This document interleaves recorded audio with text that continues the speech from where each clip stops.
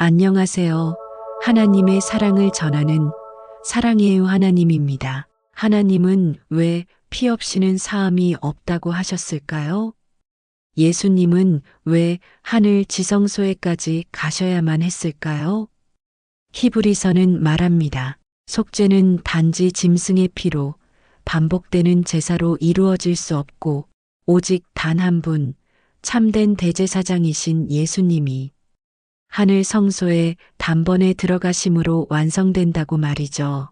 오늘 우리는 그 누구도 들어갈 수 없던 지성소에 예수님이 왜 들어가셨는지, 그리고 그 속죄가 왜 단번에 끝난 일이 아니라 지금 이 순간도 우리 삶에 이어지고 있는 은혜인지, 그 깊은 복음의 신비를 함께 묵상해 보려 합니다. 첫 번째로 예수님의 속죄는 반복이 아니라 단번의 완전함입니다. 히브리서 9장 12절에서는 이렇게 말씀하십니다. 염소와 송아지의 피로 아니하고 오직 자기의 피로 단번에 성소에 들어가사 영원한 속죄를 이루셨느니라. 이 말씀은 예수님의 피가 단 한 번에 영원한 죄의 값을 모두 덮으셨다는 선언이죠. 구약의 제사장들은 해마다 대속죄일마다 피를 가지고 지성소에 들어가야 했습니다. 그들은 자신도 죄인이라서 다른 이의 죄를 대신 짊어질 수 없었기 때문입니다. 하지만 예수님은 죄가 없으신 분이셨고 완전한 대속물이 되셨으며 그분 자신이 제사장이자 제물로 지성소에 직접 들어가신 것입니다. 두 번째로 예수님의 속죄는 무기력한 율법을 넘어선 생명의 길입니다. 히브리서 10장 1절에서는 이렇게 말씀하십니다. 율법은 장차 올 좋은 일의 그림자일 뿐이요 참 형상이 아니므로 해마다 늘 드리는 같은 제사로는 나아오는 자들을 언제나 온전하게 할 수 없느니라. 당시 많은 유대인들은 율법을 붙들고 살았습니다. 제사장들이 짐승을 잡고 제단에 피를 뿌리는 광경이 거룩함이라고 여겼지만 사실 그 모든 건 그림자에 불과했습니다. 이 말씀을 읽을 때 어릴 적 어머니가 말씀해 주셨던 이야기가 떠오릅니다. 교회 종탑 뒤에 비치는 십자가 그림자만 바라보며 예배당 안에는 들어가지 못했던 어느 노인의 이야기였죠. 그분은 늘 그림자만 바라보다가 진짜 예수님의 품 안에는 들어가지 못한 삶을 후회했다고 합니다. 율법의 그림자에서 벗어나지 못하면 진짜 구원은 만나지 못합니다. 예수님은 그 모든 그림자를 거두고 우리를 참 형상 안으로 이끄신 분입니다. 세 번째로 예수님은 우리를 위해 지금도 살아 역사하시는 대제사장이십니다. 히브리서 7장 25절에서는 이렇게 말씀하십니다. 그러므로 자기를 힘입어 하나님께 나아가는 자들을 온전히 구원하실 수 있으니 이는 그가 항상 살아계셔서 그들을 위하여 간구하심이라. 예수님은 단지 과거의 제사장이 아니라 지금도 우리가 연약할 때마다 우리의 이름을 부르며 하나님 앞에서 간구하고 계신 분입니다. 이 말씀을 들을 때마다 전 마치 영혼 깊은 곳에서 위로가 밀려옵니다. 내가 쓰러졌을 때, 내가 자책하며 하나님 앞에 나아가지 못할 때에도 예수님은 먼저 가셔서 이 아이는 내가 피 흘려 구속한 자입니다. 라고 말씀하고 계신다는 사실, 이 얼마나 감격스러운 복음입니까? 네 번째로 그분은 휘장을 찢으시고 길을 여신 분입니다. 히브리서 10장 19절부터 20절에서는 이렇게 말씀하십니다. 그러므로 형제들아, 우리가 예수의 피를 힘입어 성소에 들어갈 담력을 얻었나니 그 길은 우리를 위하여 휘장 가운데로 열어놓으신 새로운 살 길이요. 휘장은 곧 그의 육체니라.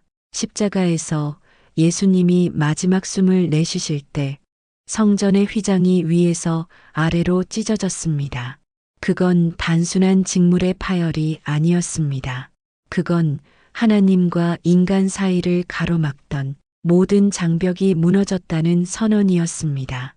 그 휘장은 곧 예수님의 몸이었고 그 찢기심으로 우리는 이제 담대히 은혜의 보좌 앞으로 나아갈 수 있게 되었습니다. 여기서 여러분께 묻고 싶습니다. 우리는 정말 이 열린 길을 따라 하나님께 나아가고 있는 걸까요? 우리는 여전히 나 자신의 죄책감 속에 머무르고 있는 건 아닌가요? 이미 길은 열렸는데 문 앞에서 서성이는 자는 바로 우리 자신인지도 모릅니다. 다섯 번째로 예수님의 속죄는 우리의 양심까지도 깨끗하게 하십니다. 히브리서 9장 14절에서는 이렇게 말씀하십니다. 하물며 영원하신 성령으로 말미암아 흠없는 자기를 하나님께 드린 그리스도의 피가 어찌 너희 양심을 죽은 행실에서 깨끗하게 하고 살아계신 하나님을 섬기게 하지 못하겠느냐. 이 구절은 단지 겉모습의 변화가 아니라 우리 내면 깊은 곳까지 변화시키는 능력을 말합니다. 죄책감, 수치심, 상처, 그 모든 죽은 행실 속에서 우리를 일으키는 능력, 그게 바로 예수님의 피입니다. 혹시 나는 용서받을 수 없어. 난 하나님 앞에 다시 설 수 없어. 이렇게 생각하고 계신 분이 있다면 이 말씀을 꼭 기억하세요. 예수님의 피는 당신의 마음속 깊은 어둠까지도 비추는 빛입니다. 여섯 번째로 예수님의 속죄는 믿는 자의 마음을 거룩하게 합니다. 히브리서 10장 22절에서는 이렇게 말씀하십니다. 우리가 마음의 뿌림을 받아 악한 양심으로부터 벗어나고 몸은 맑은 물로 씻음을 받았으니 참 마음과 온전한 믿음으로 하나님께 나아가자. 이 구절은 단순한 종교 행위가 아닌 하나님과의 진짜 만남을 말합니다. 참 마음이라는 표현이 그렇습니다. 우리가 너무나 자주 형식적인 신앙 속에 갇혀 살고 있지는 않나요? 기도는, 예배는, 믿음은 습관이 아니라 살아있는 관계입니다. 하나님은 지금도 우리의 내면을 보시며 이렇게 말씀하십니다. 나는 너의 마음을 원한다. 이 말씀을 들을 때면 예전에 사역하면서 만났던 한 청년의 눈물을 기억합니다. 겉으론 늘 밝게 웃던 그 청년은 사실 오랫동안 우울증과 무가치감에 시달리고 있었죠. 그날 예배 중에 이 구절이 선포되었을 때 그가 무릎을 꿇고 이렇게 고백했습니다. 하나님, 제 마음은 더럽고 쓰레기 같은데 정말 받아주실 수 있나요? 그때 제 마음속에 선명히 떠오른 음성이 있었습니다. 나는 너의 형식이 아니라 내 상한 마음을 받는다. 하나님은 지금도 형식 속에 갇힌 우리를 부르시며 말씀하십니다. 내게로 오라. 내가 더럽다고 느낄수록 나는 너를 더 정결하게 하리라. 일곱 번째로 예수님의 속죄는 우리를 다시 공동체로 불러냅니다. 히브리서 10장 24절에서 25절에서는 이렇게 말씀하십니다. 서로를 살피어 사랑과 선한 일을 격려하며 모이기를 패하는 어떤 사람들의 습관과 같이 하지 말고 오직 권하여 그날이 가까움을 볼수록 더욱 그리하자. 속죄는 단지 나의 죄만 사하는 것이 아닙니다. 하나님은 예수님의 피로 우리 모두를 하나의 몸, 하나의 공동체로 부르셨습니다. 사랑으로 서로를 세우고 선한 일로 서로를 이끄는 삶, 그것이 바로 속죄 이후의 삶입니다. 그러니 신앙이 힘들고 외로울수록 더욱 공동체로 나아가야 합니다. 그곳에서 위로와 사랑을 받고 또 누군가를 위로할 수 있어야 합니다. 왜냐하면 예수님의 피는 단지 개인의 구원만이 아니라 공동체 전체의 거룩함을 위해 흘려졌기 때문입니다.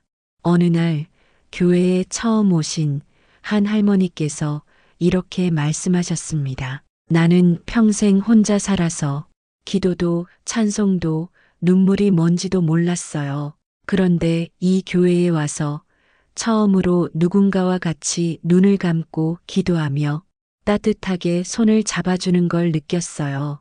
예수님의 속죄는 그렇게 사람과 사람 사이를 잇고 고립된 심령을 다시 품 안으로 불러들이는 능력입니다.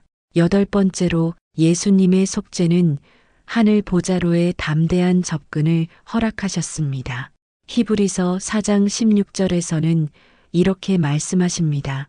그러므로 우리는 긍휼하심을 받고 때를 따라 돕는 은혜를 얻기 위하여 은혜의 보좌 앞에 담대히 나아갈 것이니라. 이 말씀은 우리에게 기도는 단순한 간구가 아니라고 가르칩니다. 기도는 보좌 앞에 담대히 나아가는 행위입니다. 왕 앞에 나아가는 것처럼 존귀한 존재로서 머무는 시간입니다. 많은 사람들이 기도를 어렵다고 말합니다. 자신이 부족해서 무엇을 말해야 할지 몰라서 하나님 앞에 나가기가 두렵다고 말합니다. 하지만 하나님은 우리에게 담대히 오라고 하십니다. 자녀는 부모 앞에서 격식이 필요하지 않듯이 우리는 그분의 자녀로 그분 앞에 나아가면 됩니다. 기도는 내 마음을 드리는 것이고 하나님이 나를 안아주시는 시간이기도 합니다. 기도는 하나님의 심장 소리를 듣는 시간이기도 합니다.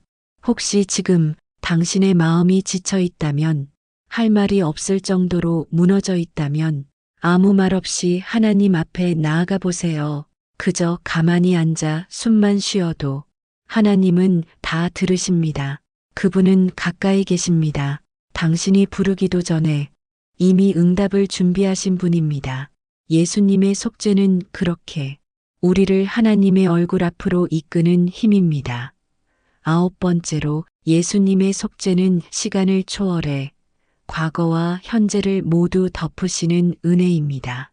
히브리서 9장 26절에서는 이렇게 말씀하십니다. 이제 자기를 단번에 제물로 드려 죄를 없게 하시려고 세상 끝에 나타나셨느니라.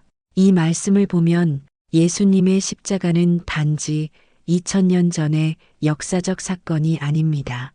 지금 이 순간에도 그 보혈의 능력은 살아서 과거의 상처를 회복하고 현재의 죄를 덮으며 미래의 두려움마저 이기게 합니다.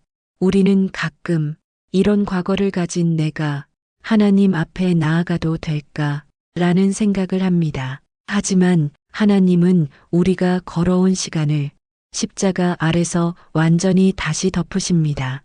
그분께는 어제의 나도, 오늘의 나도, 내일의 나도 모두 속죄의 피 안에서 새로운 피조물입니다.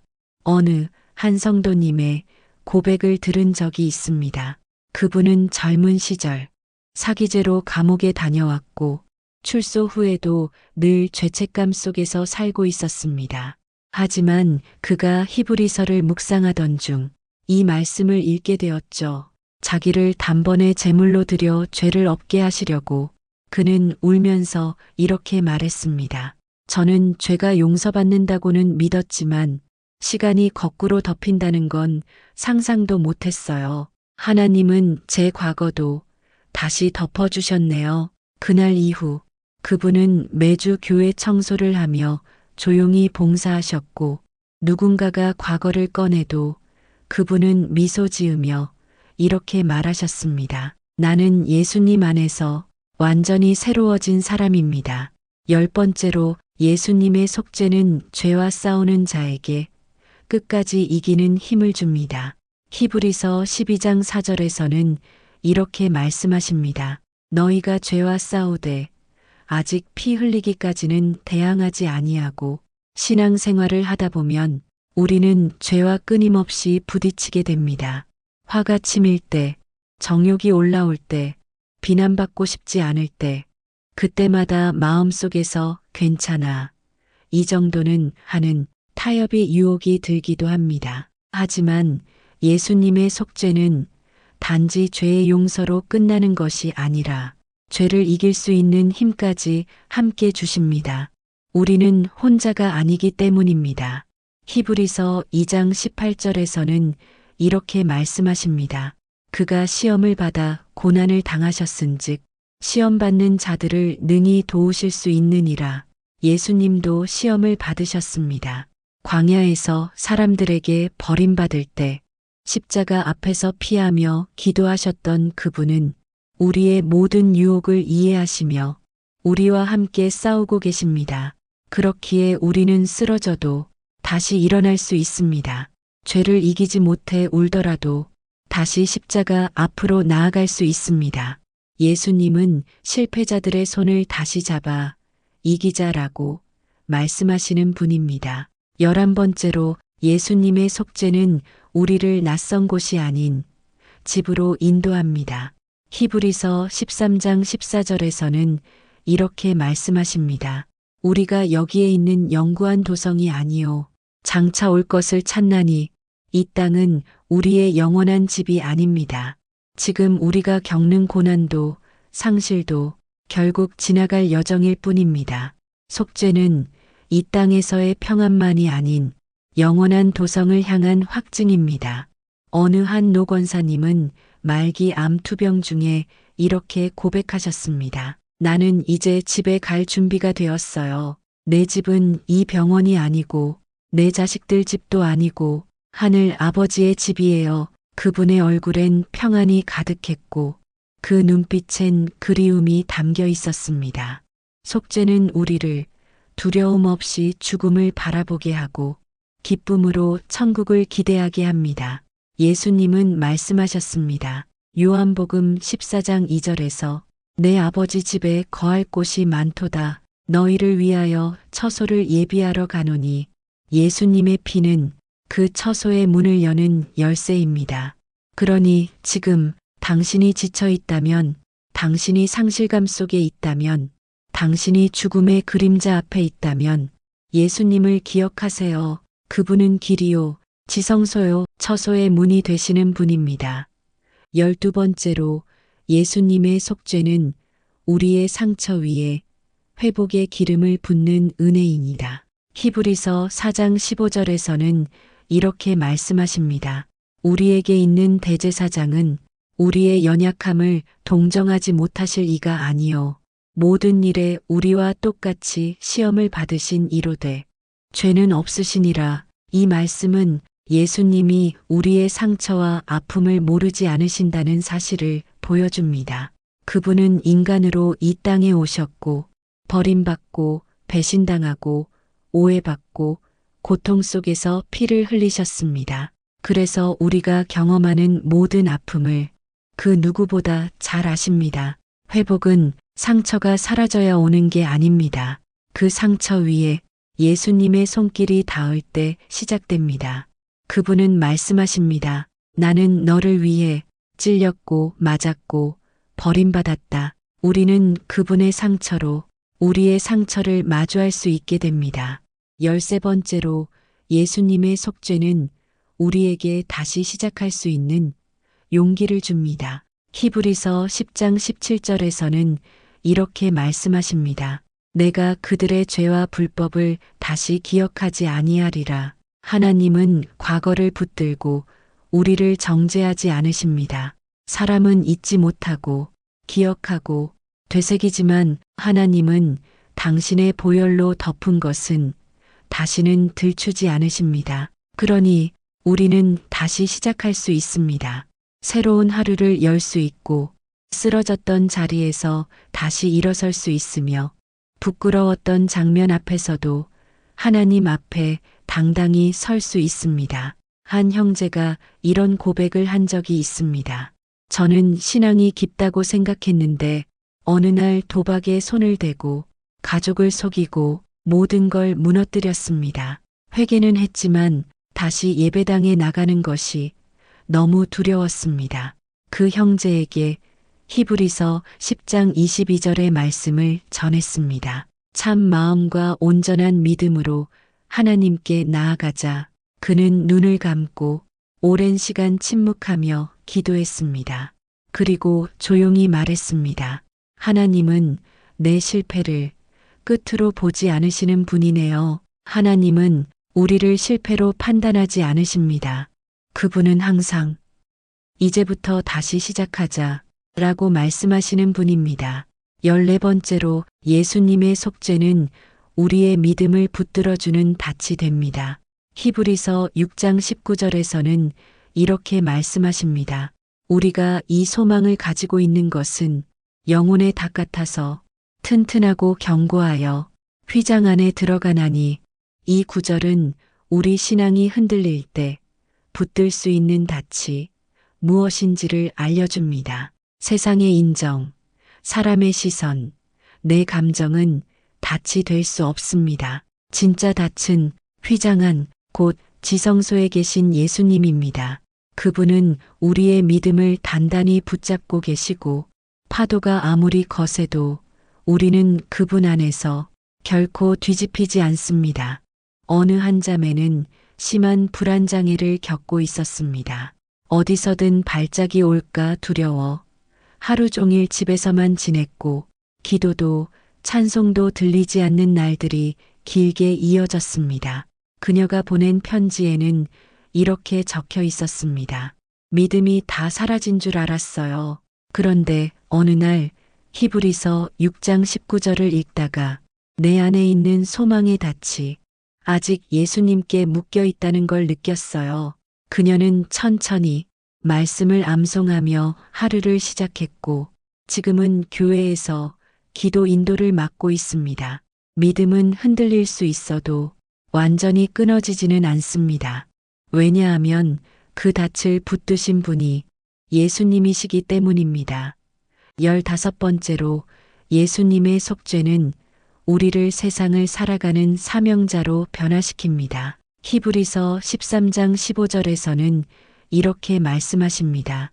그러므로 우리는 예수로 말미암아 항상 찬송의 제사를 하나님께 드리자.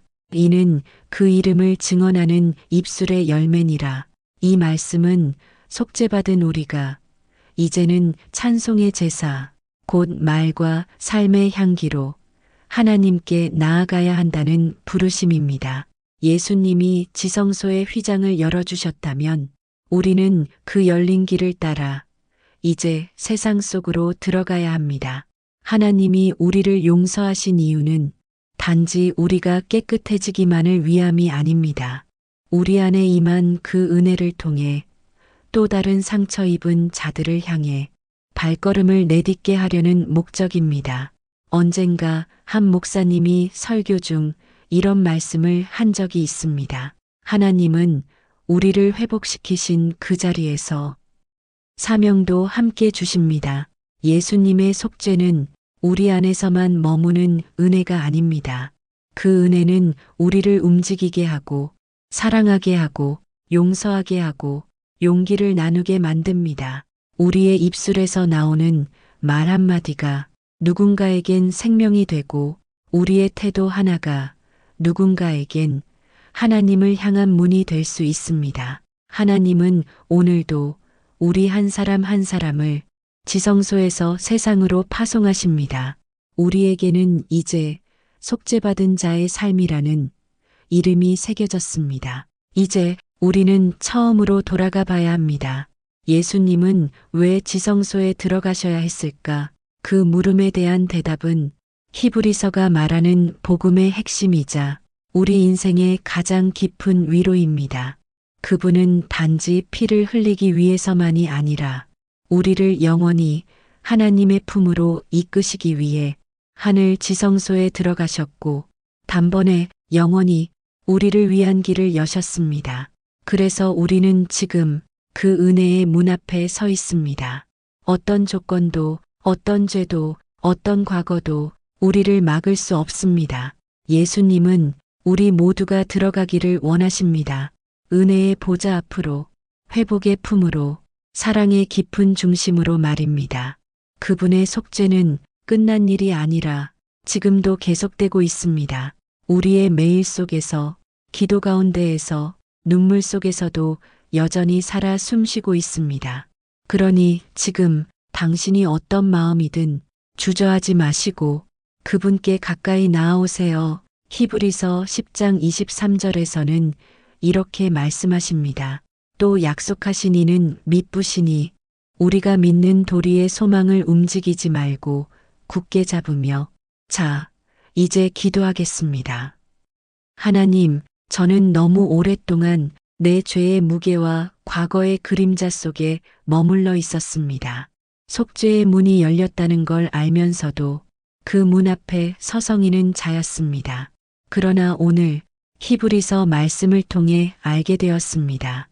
예수님의 속죄는 단번에 영원히 모든 것을 덮는 능력이라는 것을요. 그 피가 저의 상처에도 흘렀다는 것을 믿습니다. 그 피가 저의 실패에도 의미를 부여해 주신다는 것을 믿습니다. 이제는 숨지 않고 두려워하지 않고 믿음으로 주님 앞에 나아가겠습니다. 저를 위해 지성소에 들어가신 주님, 그 은혜를 결코 잊지 않겠습니다. 다시 시작할 수 있는 힘을 주셔서 감사합니다. 예수님의 이름으로 기도드립니다. 아멘. 사랑하는 여러분, 오늘 이 말씀을 들으시면서 하나님의 음성이 여러분의 심령 깊은 곳에 들려지셨다면 댓글에 여러분의 기도와 간증을 함께 나눠주세요. 당신의 고백은 누군가의 눈물을 닦아줄 수 있습니다. 그리고 하나님의 말씀으로 더 많은 분들의 삶이 회복되길 원하신다면 지금 구독과 좋아요 꼭 눌러주시고 주변에도 이 영상 함께 나눠주세요. 우리는 혼자가 아닙니다. 하나님은 당신을 절대 포기하지 않으십니다. 그러니 오늘 다시 하나님의 말씀을 붙잡으세요. 그분의 품은 지금도 당신을 기다리고 있습니다. 다음 영상에서 또 깊은 말씀으로 만나 뵙겠습니다. 하나님의 평안이 오늘 하루 당신의 삶 위에 가득하길 축복합니다. 샬롬.